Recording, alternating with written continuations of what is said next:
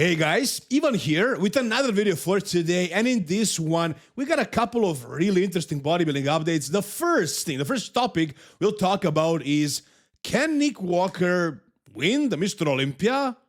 So Nick Walker posted a new photo, a most recent photo of him after the Tampa Pro. It's the most muscular shot 8 weeks out of the Mr. Olympia. And yeah, in this one he looks nuts. This is after the show, so he probably had some junk food. He got fuller. And strangely, that is the main criticism that he received from a lot of experts, actually. I've heard Fuad Abiad say it, Dave Palumbo, who was, I think, at the show as well, that this version of Nick at the Tampa Pro was not super full. That he was kind of maybe a little bit depleted compared to his Arnold look. I didn't see it that way, guys. I'm sorry. I'm looking at his photos and I don't see how is this flat. I mean, maybe he grew and that's why he looks bigger now to me than at the Arnold Classic. But he is flat. I don't know. Maybe that's the case. I just can't really figure it out because here to me he looks super round, super bubbly. Maybe he could have been fuller and therefore, I don't know, harder and bigger, but this looks pretty freaking full to me. And here in this shot, he definitely looks fuller, but this look on stage wouldn't look that great. He also posted his side chest, and in the side chest, he looks great as well. Now, he also posted some shots from this prep. Actually, never before posted. We can see them now, and man, these are looking insane. These are looking wild, and they definitely got me thinking. I mean, the only question that there is after the Tampa Pro, there was never a question of should he have Nick won, did anybody push him, blah, blah, blah. Nobody's talking about that. All we are talking about and thinking about as far as Nick Walker is, can this package of Nick Walker win the Mr. Olympia? Can he? I mean, this is looking really impressive, for sure. But during the Tampa Pro, and I was watching the pre-judging, I just couldn't stop thinking that his structure just didn't look that great. Right? I mean, I don't know if you guys agree with me or not, but just watching him there in the front shots especially, like, yeah, his midsection was better than before. He was controlling his stomach really good, but still, I don't know. I mean, the shape of his quads, the size of his waist, you know, structural, not the midsection, but just the size of the waist, the shape of his abs, the shape of his quads, it just didn't scream Mr. Olympia to me, you know. He reminded me a lot. I mean, Joe Palacios kind of looked similar to him, and Joe is not exactly the most aesthetic bodybuilder, so Nick, in my opinion, just doesn't really have the aesthetics, the shape, to be the best bodybuilder in the world. However, if you put him next to everybody else, all the other top guys, he can probably take them all out one by one. Like, a lot of people thought that he beat Andrew Jack at the Arnold Classic. Nick Walker did beat Samson Dauda before. He just beat Hari Chopin. By the opinion of many, he lost the Pittsburgh Pro only because of his midsection. So he can beat Derek as well. Is there a bodybuilder out there that Nick can never surpass? No, that's the answer. Whether you like it or not, that's the answer. One by one, he can beat everybody. So why not become the Mr. Olympia? If Mr. Olympia is just another show that you need to win by beating everybody else, then he should be able to win it. But I just don't know if that's really the case. I feel like they're choosing the Mr. Olympia carefully. I mean, if you're an obvious winner, you'll win it. I don't think picking Hari Chopin as the winner was exactly the best move politically, right? I don't think that contributed to the sport at all, you know, because Hari never promoted bodybuilding. He doesn't speak English. He doesn't do anything. But they picked him because he deserved to win, because he had the best physique on that day. So if you're talking about there are politics, I don't know. I mean, not in that way, I wouldn't say. But when it comes to, you know, the judges, the actual people who are judging the show, they're also humans, guys. They're humans like us.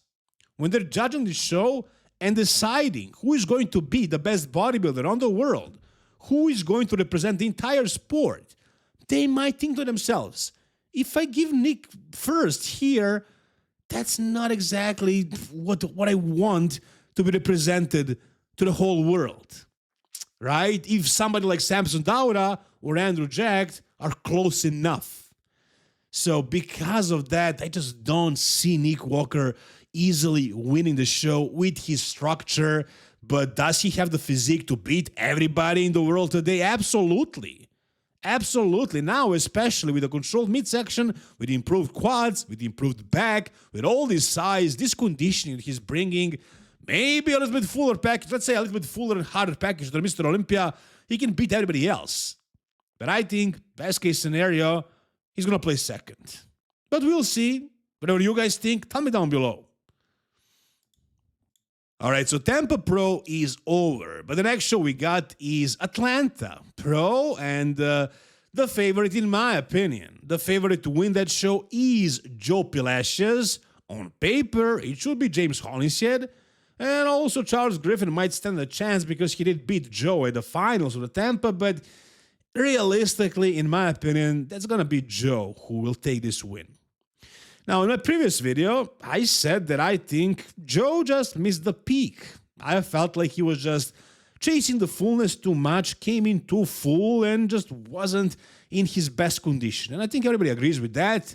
Somebody, a fan of the channel, sent me this photo from the Who is the Best Bodybuilder Instagram page, comparing Joe's last year's look at Texas to his Tampa Pro look. And what they said is, this is not just water, bro. This is also fat. And I'm trying to analyze these photos and to figure out whether that is actually fat or just water. I think he probably could have brought same look to the Tampa Pro if he did his peak week better, if he actually hydrated better. But maybe there is some fat as well. In 1 week, he can do a better peak week. He can come in, I don't know, 7 to 8, let's say, pounds lighter, sharper, harder, tighter, and he can burn some body fat off as well. I mean, his body is a machine right now. If you lower his carbs from, I don't know, 500 to 400, that's still going to be a ton of food, and he'll lose some fat. Add some fat burners to the mix, and, in 7 days or like 3 or 4 days before he starts carbing up again, he can lose some fat, and he can dehydrate better, and he's going to be leaner and drier. So if he does that, if he shows up 10% better, which I think he's going to be like 20% better, with his size, with his freak factor, I have him winning for sure. The Atlanta Pro, maybe even Texas Pro if he does that too. But yeah, this right now, he actually posted this right now, is looking very, very good. I mean, right now is probably the worst time to be looking at his physique because he's probably, water loading, or I don't know, maybe he's just depleted. So he probably won't look at his best right here. But if he looks like this right now at this point, then yeah, he definitely has a good shot at bringing his absolute best condition this Saturday at Atlanta Pro. He also posted a video of his physique before the Tampa Pro, which he thought was a really good look for him, probably better than what he brought to the stage. And this was, I think, a little bit tighter and sharper. So maybe he overloaded a little bit with carbs. He got too full, which, resulted with a super massive package. That sounded wrong again, man. It resulted with a really big physique, really huge bodybuilder. But, without crazy conditioning, you won't be winning these shows. So he was beaten by James Hollingshead, who brought really good conditioning. And this is what James looks like right now. His coach, Zach Fotheringham, if that's how you pronounce it, posted this shot, this most muscular of James. And he looks good. He looks shredded already. He looks gnarly, grainy. Look at the chest and the shoulders. It already looks like Branch Warren, right? People are comparing him a lot to Branch Warren. He does really remind me of Branch. You can't really compare them because Branch is a runner-up at a Mr. Olympia. He almost won the freaking title, and James is nowhere near winning the Olympia. But as far as the look, the physique, the similarities, yeah, they're definitely there. Now, When it comes to James, you know, he does look great here. And again, it's Tuesday, so these photos, if he looks like this good right now, I'm assuming they're not really playing too much with electrolytes, minerals, water, and loading and depleting. I'm pretty sure they're doing these protocols, these peak weeks, very safe. You know, he got shredded and he's just maintaining that look for weeks and weeks and weeks. And that's why he's able to peak well so many times. I mean, they're obviously manipulating certain things, but not too many, because if he looks this shredded on Tuesday, then he's going to be spot on this weekend at Atlanta. So, you know, he's probably the safest bet because he's already shredded. Look at the side tricep, man. Really looks like a lot like Branch Warren. Crazy density, crazy conditioning, crazy size. So we'll see if Joe will be able to beat James Hollingshead. But if he wants to beat him, he needs to come in sharper because James is going to be sharp and big and he has better structure. So, yeah, I mean, the chances are probably in James's favor, but I think Joe can pull it off if he comes in a little bit sharper with that crazy amount of size. I think he can do it. What do you guys think? Tell me down below. That is going to do it for today's video, guys. If you enjoyed it, give it a thumbs up, subscribe to the channel for more content like this. See you soon, guys. All the best, and bye-bye.